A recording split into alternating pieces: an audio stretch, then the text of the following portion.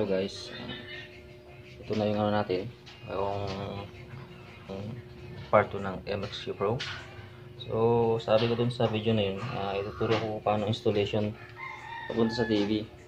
So ang sabi ko nun na kailangan naka-internet tayo. So ito lang connection nun, baga ayan, bali tatlong nakakabit sa kanya. So ito yung yung papuntang TV, HDMI.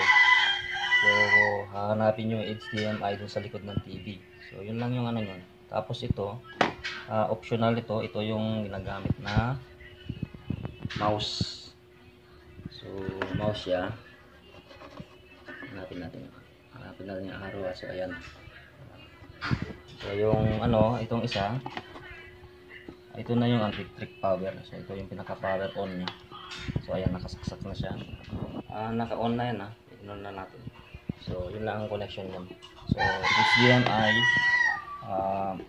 mouse, and then itong mouse pwedeng optional keyboard to. Pero meron na rin siyang kasamang remote control itong MXQ Pro natin. So ayan, binuksan ko na yung TV. So yung apps niya, yan, ganyan ang lalabas. So sabi ko, kung wala kang internet, hindi magiging smart TV yung TV nyo. So ayan, dahil naka-internet na connection na tayo, click lang natin yung setting. So ayan, hanapin natin yung network.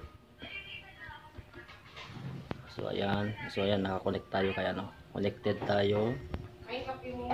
Ayan. Naka-connect tayo dito sa GPOE 4G. So ayan, naka-connect na daw siya. So connect na siya kasi. So ayan, naging smart TV na. So, smart TV na. So ito yung mga apps niya. Pwede natin na mag-music tayo. Ayan.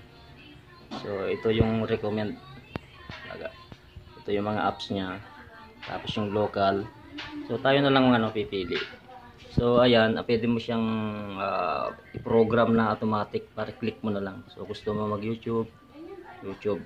So ayan, click natin YouTube. So ayan, YouTube na siya. Medyo matagal mag-download.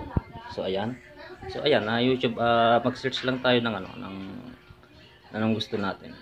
So ayan, kasi naka-program siya mga yan mayroon kami kasing ako dito na mahilig manood na so hindi pwede na wala talaga yan.